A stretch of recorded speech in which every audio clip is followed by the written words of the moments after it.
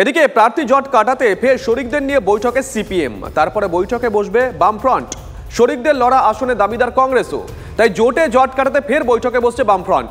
CPM এর সঙ্গে CPI, RSP, forward block আলাদা আলাদা করে বৈঠক করবে। তারপরে আবার এই চার দল ছাড়াও ফ্রন্টে থাকা বাকি দু একটি দল নিয়ে বৈঠকে বসবে বামফ্রন্ট। সৌভিক আমাদের সঙ্গে রয়েছেন, আমাদের সহকর্মী সৌভিক। আজকে কি তাহলে বাকি প্রার্থী তালিকা ঘোষণার কোনো সম্ভাবনা রয়েছে?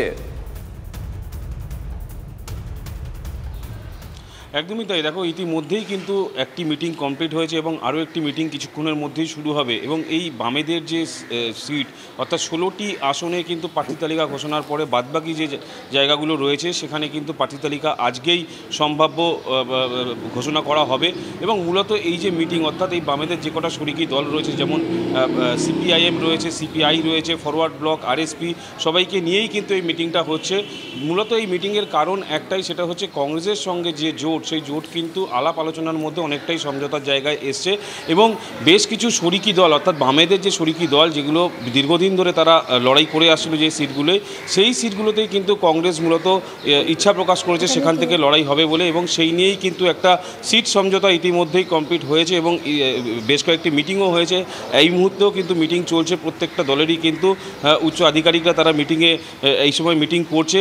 হয়তো সম্ভাব্য টাইম যেটা বলা হচ্ছে বিকেল 4টে থেকে 4:30 মধ্যে বামেদের যে বাদবাকি যে সিটগুলো রয়েছে সেখানে কিন্তু সম্ভাব্য প্রার্থী, প্রত্যেকটা প্রার্থীর নাম কিন্তু আজকে ঘোষণা করা হবে। বেশ নজর থাকবে আমাদের। আর এরই মধ্যে যে খবর পাওয়া যাচ্ছে, রাজ্যে সম্ভবত 8 থেকে 11টি আসনে লড়বে কংগ্রেস এবং বাকি আসনগুলোতে বামেদের সমর্থন করবে কংগ্রেস। সূত্রের খবর এমনটাই। কথা বলবো প্রদীপ্ত কান্তি ঘোষ আমাদের প্রতিনিধির সঙ্গে। প্রদীপ্ত, তাহলে এই বাম কংগ্রেস সমঝোতা কি হতে পারে? অধীর রঞ্জন চৌধুরী কিছুদিন আগে বলেছিলেন যে 42টা কেন্দ্রেই প্রার্থী দেওয়ার মতো জায়গায় নেই কংগ্রেস। দেখো, সেই জায়গা থেকে কংগ্রেস কিন্তু এই আসন সমঝোতার পথে হেঁটেছে বেশ কয়েকটি মিটিং এর পর। এখনো পর্যন্ত যা জানা যাচ্ছে তাতে রাজ্যে 30 থেকে 32টি আসনে প্রতিদ্বন্দ্বিতা করতে পারে বামেরা। বাদবাকি আসনে কংগ্রেস প্রতিদ্বন্দ্বিতা করবে, সেখানে কংগ্রেসকে সমর্থন করবে বামেরা। এবং বামেরা যে সমস্ত আসনে লড়াই করবে সেখানে যতটুকু শক্তি আছে কংগ্রেসের, সেই শক্তি দিয়েই কংগ্রেস সেখানে বামেদের সমর্থন করবে। এরই মধ্যে যা জানা যাচ্ছে, সম্ভাব্য প্রার্থী হিসাবে বহরমপুরে প্রত্যাশিতভাবেই অধীর চৌধুরীর নাম রয়েছে। পুরুলিয়াতে কংগ্রেসের হয়ে প্রতিদ্বন্দ্বিতা করবেন নেপাল মাহাতো। উত্তর কলকাতাতে কংগ্রেসের হয়ে প্রতিদ্বন্দ্বিতা করতে পারেন বর্ষিয়ান রাজনীতিক প্রদীপ ভট্টাচার্য অথবা যুব নেতা সুমন পাল।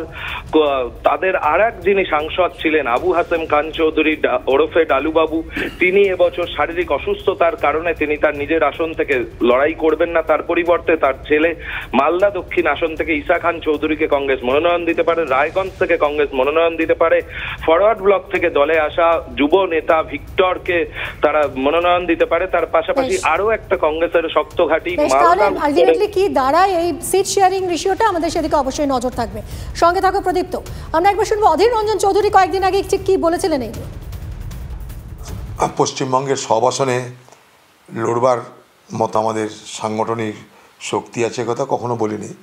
কিন্তু যেখানে যেখানে আমরা লড়তে পারবো সেখানে সেখানে তো আমরা লড়বই। বাকি জায়গায় লড়াই করাটা সমীচীন হবে না বা আমাদের সাংগঠনিক ক্ষমতার মধ্যে অনুকূল হবে না, সেটা একটা বিবেচনা হতে পারে।